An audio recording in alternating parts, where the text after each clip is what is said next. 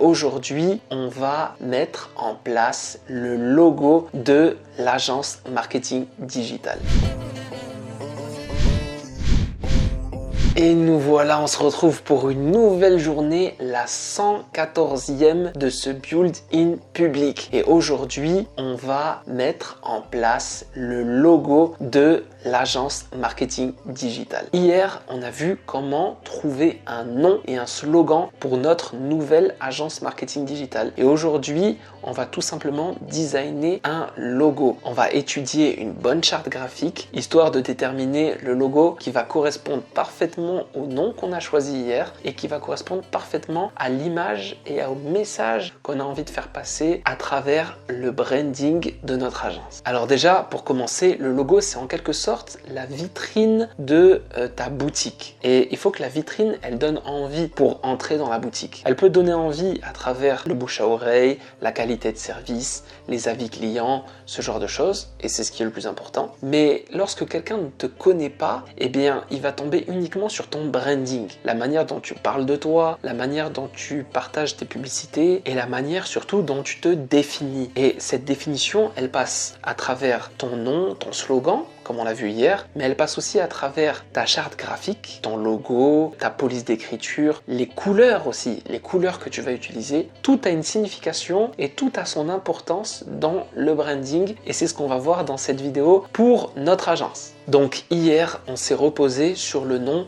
One Pixel, qui veut dire un pixel. Pour moi, c'est le nom parfait pour représenter mon agence et toutes les valeurs et tout le message et l'émotion que j'ai envie de transmettre. En slogan, on s'était inspiré du premier verset de la Bible, la toute première phrase de la Bible qui est « Au commencement, Dieu créa le ciel et la terre » et on l'avait remixé pour « Au commencement, Dieu créa le pixel ». Et du coup, ça correspondait parfaitement à l'image de marque que je voulais refléter et au message et à l'émotion que je voulais provoquer chez le prospect. Aujourd'hui, pour le logo, on aurait pu utiliser l'intelligence artificielle comme on l'a fait hier pour trouver le nom, mais j'étais suffisamment créatif et j'avais suffisamment une idée de ce que je voulais pour ne pas avoir besoin d'utiliser l'IA. Mais si tu as besoin d'utiliser l'IA, aujourd'hui tu peux utiliser ChatGPT 3.5 pour te donner des illustrations ou de l'inspiration à quoi pourrait ressembler un logo et que tu puisses t'inspirer de la créativité de cette intelligence artificielle ou d'une autre, comme Midjourney par exemple. Midjourney qui lui, grâce à un prompt bien précis, va pouvoir t'apporter vraiment des idées que toi-même tu vas pouvoir vectoriser et modifier à ta guise pour que ça puisse te ressembler à 100% et surtout que ce soit 100% unique. Dans notre cas et pour l'agence, j'avais pour idée d'utiliser un logo qui représente tout simplement le nom du site. Ça veut dire One Pixel. Donc tout va se passer dans la forme, c'est-à-dire la police d'écriture finalement, et les couleurs, et les petits détails. Donc j'avais déjà une image en tête, mais c'était flou. Et pour déterminer tout ça et être plus précis finalement, je vais te montrer un site que j'utilise qui s'appelle Envato. Donc sur Envato Element, si tu veux, c'est une espèce de banque de données dans lequel tu vas trouver beaucoup de sons, des sons différents, comme par exemple, je sais pas, je dis n'importe quoi, ça peut être des musiques libres de droit, ça peut être des sons, juste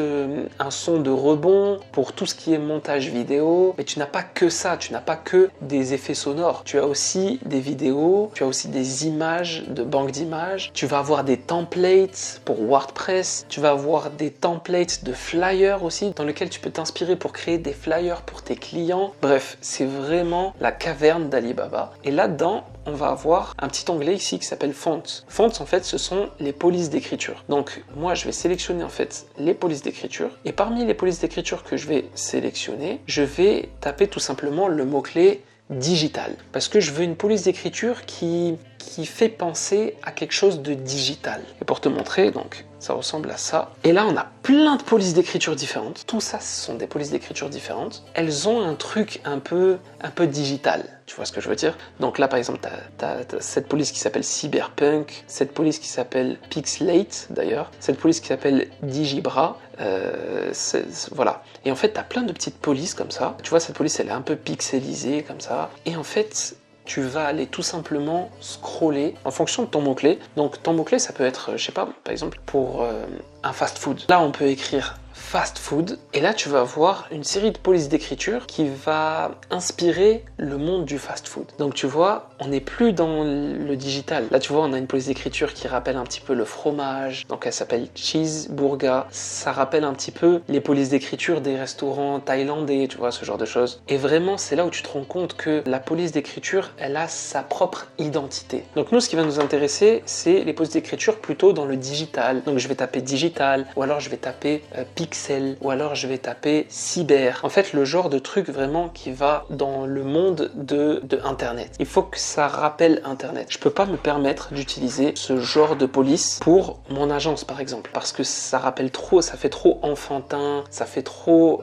cheap. Et en fait, chaque police va avoir vraiment son identité. Donc, moi, j'ai fait ma petite recherche en off, et du coup, je me suis posé sur 3 polices. Donc, je me suis reposé sur cette police là que j'ai bien aimé. Donc ça, c'est la première. Ce que je fais en général, c'est que je vais télécharger les différentes polices qui m'ont intéressé et je vais tout simplement tester. C'est-à-dire que sur le logiciel que j'utilise pour créer mes logos, c'est-à-dire Illustrator, aujourd'hui j'utilise Illustrator pour créer tous mes logos, eh bien je vais tester les différentes polices et je vais les adapter un petit peu et voir quelle est la meilleure, celle qui va déclencher le déclic, celle qui va faire que c'est cette police qu'il faut, tu vois. Donc grâce à l'expérience aujourd'hui, voilà, en 3 polices, j'ai à peu près déterminé ce qu'il me fallait. Alors que quand tu manques d'expérience, n'hésite pas à prendre plusieurs polices et à tous les tester. Même si ça prend beaucoup de temps, faut pas hésiter. Donc il y a cette police là que j'ai bien aimée, bien que elle soit difficilement lisible. Je trouve que c'est difficile de lire, tu vois. Mais j'ai envie de voir ce que ça donne parce que j'aime bien le haut. Le haut comme ça, avec le carré au milieu, j'ai bien aimé et je trouve que ça correspondrait bien à la première lettre qui correspond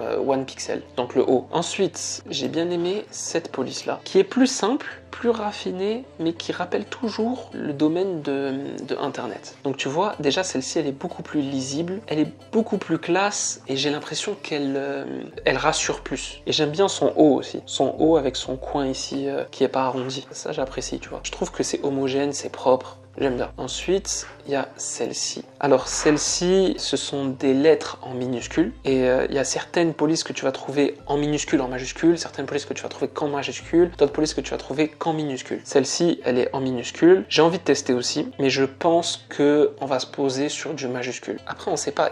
Franchement, il faut vraiment tester pour savoir. Il n'y a pas photo. Regarde, par exemple, le logo de Amazon. Le logo de Amazon, il est écrit en minuscules. Et aujourd'hui, je veux dire, il y a plein de logos qui sont écrits en minuscules. Ça dérange pas. Tu vois, Facebook, c'est écrit en minuscules. Et il y a plein de logos aussi qui sont écrits en majuscules. Et tout dépend en fait de l'image que tu as envie de renvoyer. Nous, quand même, notre slogan, c'est au commencement, Dieu créa le pixel. Il faut une image de marque qui impose, mais pas trop non plus, tu vois. Donc voilà, je vais me poser sur ces 3. Donc j'ai téléchargé ces 3 polices. Et l'idée maintenant, c'est tout simplement de travailler dessus. Donc je vais te montrer rapidement ce que ça fait quand tu télécharges une police. Tout simplement, donc lorsque tu télécharges une police, tu as un fichier comme ça, comme celui-ci. C'est un fichier à l'extension OTF. Ce fichier extension OTF, lorsque tu l'ouvres, il te montre toutes les lettres de l'alphabet qui correspondent à cette police et il te propose ici avec un bouton d'installer la police directement sur ton ordinateur. Ce qui fait que ton ordinateur, moi je l'ai déjà fait, ce qui fait que ton ordinateur va installer cette police et ce qui fait que cette police sera disponible sur tous tes logiciels puisque elle est installée directement à ton ordinateur. Donc nous, c'est ce qu'on va faire directement ici sur mon PC. Et je te dis à tout de suite.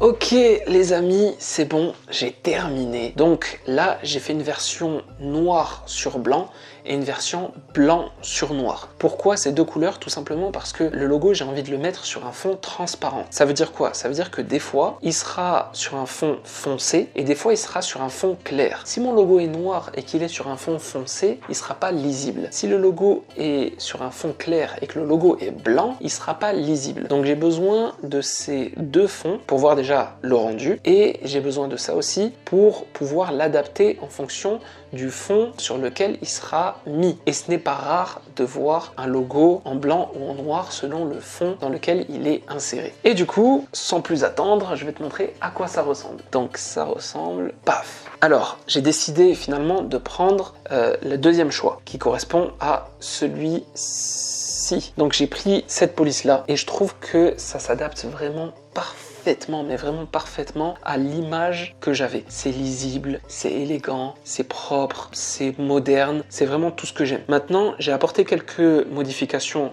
sur les lettres pour qu'il y ait une meilleure symétrie, je trouve. Donc par exemple, j'ai modifié le E, j'ai modifié le X et j'ai modifié le O. Donc ce que j'aimais bien dans le O ici, c'est qu'on avait ce petit angle là qui n'était pas arrondi, mais j'aimais bien aussi dans la précédente le carré qui était au centre du O comme ça. J'ai bien aimé le petit carré. Du coup, j'ai mis aussi le petit carré au milieu ici, mais sur le O de base. Et en fait, ça tombe bien parce que ce petit carré, ben, il représente un pixel. Donc notre logo c'est One Pixel et le O de One Pixel, à l'intérieur il y a un pixel. Donc du coup, je trouvais ça super. Maintenant qu'on a entre guillemets notre logo principal, il faut déterminer une icône, ce qu'on appelle une favicon par exemple. L'icône, c'est en quelque sorte une miniature de ton logo. C'est une part de ton logo qui va faire le lien avec ton logo plus grand. Pour te montrer un exemple, Facebook, leur logo c'est Facebook avec le F majuscule et le reste en minuscule. Mais leur icône, c'est le F tout seul. Tu sais, le petit F comme ça tout seul. Ça, c'est l'icône du logo Facebook. Tu vas trouver pareil pour Amazon. Eux, c'est la flèche, la petite flèche. La flèche, on le retrouve surtout sur les colis. T'as que la flèche, tu vois. Mais tu retrouves aussi le A tout seul. Le A tout seul qui est très parlant. Parce que quand tu vois le A tout seul, comme tu connais déjà cette police, cette couleur, et bien direct, ça te fait penser à Amazon. Et bien, chez nous, ça va être le O, ce petit O ici, qui va du coup nous permettre, donc ce O là, ça va en fait être notre icône qui va représenter notre logo. Donc si on le coupe, si on met que ça, voilà. Donc ça, en gros, c'est mon icône et ça, c'est mon logo. Maintenant qu'on a déterminé le logo pour l'agence, on va déterminer les couleurs. Donc pour les couleurs, bien sûr, il y a le blanc et le noir, mais c'est intéressant aussi de déterminer une couleur bien caractéristique qui appartient vraiment à l'identité de l'entreprise. Parce que les couleurs, elles ont une signification. Facebook, il est bleu, c'est pas pour rien. C'est parce que derrière, il y a une signification, il y a une idée, il y a un message à faire passer, ok? Et après avoir comparé à peu près toutes les couleurs et voir ce qui pourrait correspondre le mieux à l'image que j'ai envie de dégager, au message que j'ai envie de faire passer, j'ai décidé de prendre le orange, mais un orange un peu spécial, un orange qui tend un petit peu vers le doré, donc mi-doré, mi-orange. Et le orange, c'est une couleur caractéristique. Et le orange, en marketing, il renvoie vers une notion de créativité, mais aussi d'ouverture et de progrès. Ça tombe bien parce que c'est typiquement l'image qu'une agence marketing digital doit avoir. C'est la créativité. Le orange, c'est une couleur inclusive et il y a plein de marques aujourd'hui qui utilisent l'orange. Pour reprendre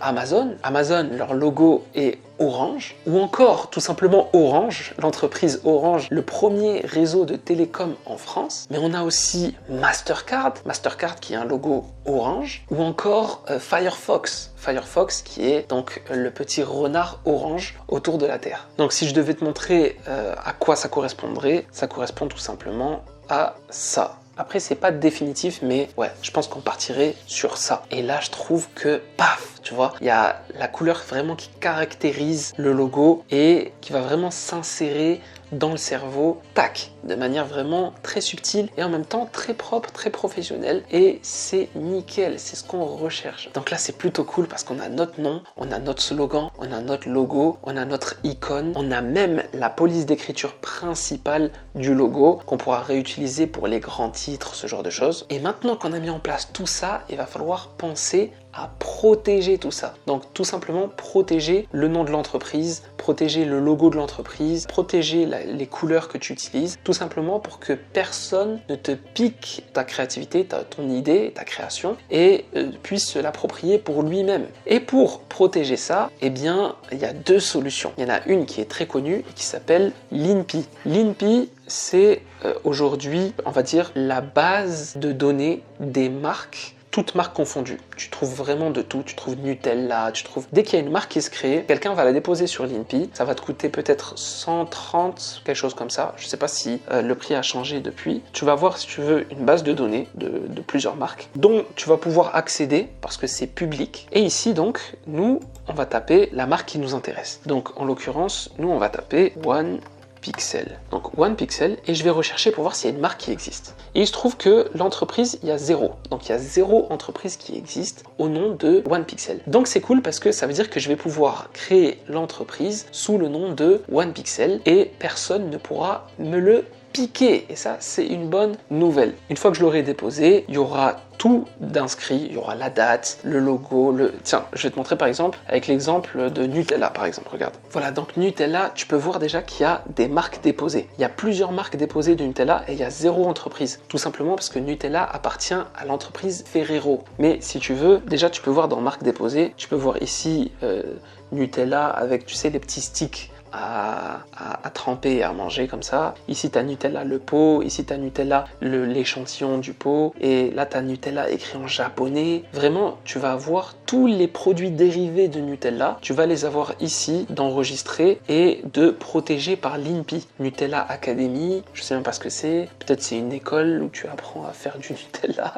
Bref, et là, tu vois, le déposant, c'est Ferrero SPA. Donc, Ferrero SPA, là, c'est l'entreprise. Donc, si je tape Ferrero, par exemple, et bien là, si je tape Ferrero, tu vas avoir donc une liste d'entreprises qui correspondent à Ferrero. Évidemment, là, je te montre des exemples avec des grosses entreprises qui ont des filiales partout et qui ont des espèces de holding. Donc tu vas avoir plein de marques déposées, plein d'entreprises déposées parce qu'ils ont des filiales partout dans le monde, tout simplement. Maintenant, il y a une autre solution pour toi qui n'a pas forcément envie de déposer ta marque à l'INPI, mais je te recommande quand même l'INPI parce qu'elle est accessible à tout le monde et ça serait dommage que quelqu'un te prenne ton nom sans savoir que tu l'avais déjà déposé. Donc la solution, c'est quoi? C'est que tu rédiges un papier dans lequel tu écris ton idée. Ça peut être un brevet, ça peut être un logo, ça peut être une marque tout simplement ou un nom d'entreprise. Donc tu vas rédiger ça et tu vas mettre ton logo, tu vas mettre, je sais pas moi, des schémas de ton brevet, bref. Et tu vas mettre ce que tu veux protéger finalement. Tu mets tout ça dans une enveloppe et tu le certifies par un avocat. Ça c'est important. Un avocat, il va mettre son petit tampon dessus, comme quoi il a certifié, il a lu le document et le document est original. Tu mets tout ça dans une enveloppe et l'enveloppe, tu vas l'envoyer à destination de ta propre adresse. Tu mets un timbre et tu la postes. Ça veut dire que 2 jours plus tard, tu vas recevoir la propre lettre que tu t'es envoyée et attention, cette lettre, tu vas pas l'ouvrir, tu vas la garder au chaud. Tu vas la garder au chaud. Il y a le tampon de la poste qui certifie la date à laquelle tu as déposé ce brevet, ce logo, ton idée, peu importe. Ok, le nom de ton entreprise. Donc,